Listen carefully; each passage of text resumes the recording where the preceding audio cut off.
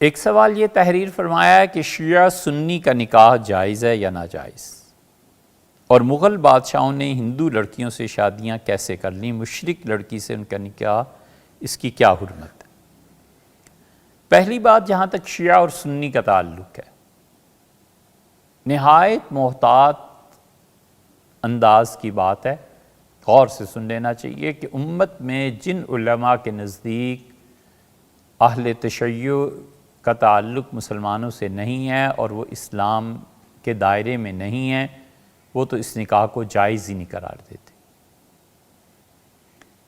اور دوسری طرف علماء جو کہتے ہیں کہ من حیث القوم پوری شیعہ کمیونٹی پہ کفر کا فتویٰ نہیں لگایا جا سکتا، وہ علماء اگرچہ ہم پہ علم کی تہمت لگی ہوئی ہے، مگر ہمارے سمیت وہ سب یہ کہتے ہیں کہ ہر فرد کے عقیدے کے متعلق دریافت کیا جائے گا، ایز اے ہول کمیونٹی ہم انہیں کافر نہیں کہہ سکتے۔ یہی ہمارے اکابر کا مسلک تھا،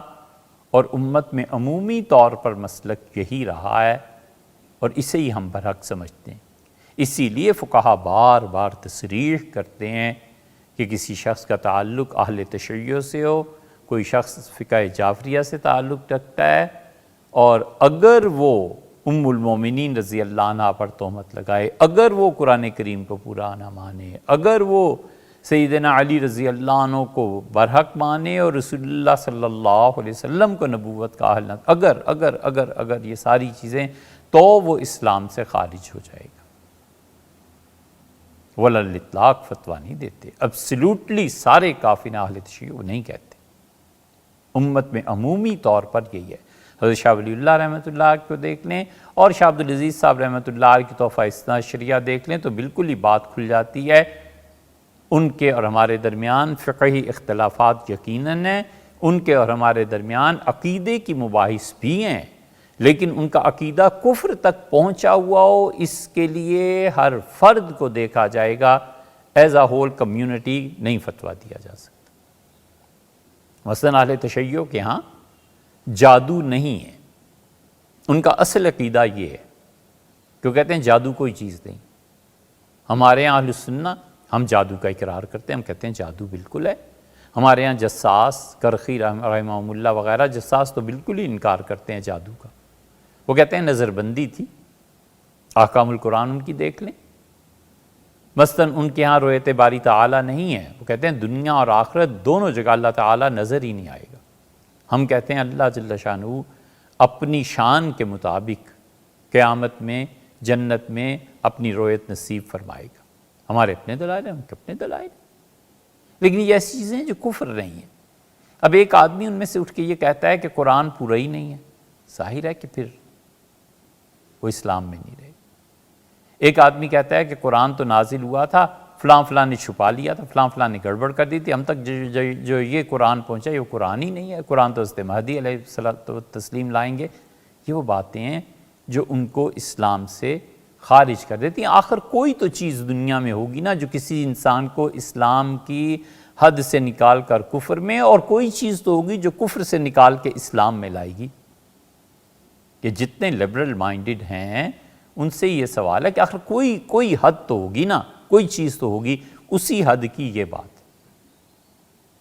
اس لیے من حیث القوم انہیں کافر کہنا یہ ہمارا مسلک نہیں ہے۔ اب رہ گیا فرد، تو نکاح کے لیے پہلی بات تو یہ ہے کہ فرد کا عقیدہ پوچھا جائے۔ اگر وہ عقیدے کے اعتبار سے لڑکی اور لڑکا صحیح ہیں، قرآن کریم کو پورا مانتے ہیں، کوئی تہمت کی بات نہیں، کوئی اور چیزیں نہیں ہیں، تو اس عالم دین کو فیصلہ کرنا ہے کہ ان کے عقیدے میں کفر کی کوئی چیز نہیں، لہٰذا یہ نکاح جائز ہے۔ اور اس کے بعد آ گئی تیسری بات، اور تیسری بات ہے اپنی اولاد کی ذمہ داری۔ اگر لڑکے کو پتہ ہے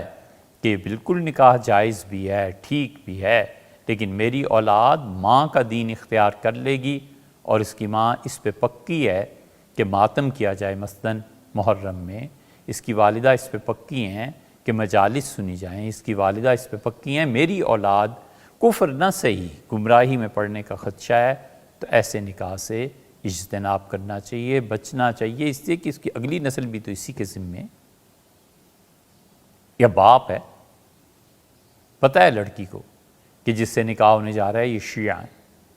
اور ان کا کوئی اعتبار نہیں ہے، میرے بچے کل کو پیدا ہوں اور یہ انہیں ایسی چیزوں میں لے جائیں جو میرا مسلک اور عقیدہ نہیں ہے، تو پھر کیا ہوگا؟ ان ساری چیزوں کو سوچ لینا چاہیے۔ جو اگلی نسل ہے نا، اولاد، اس کا دین بچانا، اس کو صحیح راہ پہ رکھنا اپنی طرف سے کوشش کر کے، یہ فرض ہے، فرض عین ہے، یہ کوتاہی نہیں کرنی چاہیے۔ جہاں یہ خدشات نہ ہوں تو نفس نکاح میں اگر عقیدہ درست ہے تو شرعاً کوئی حرج نہیں۔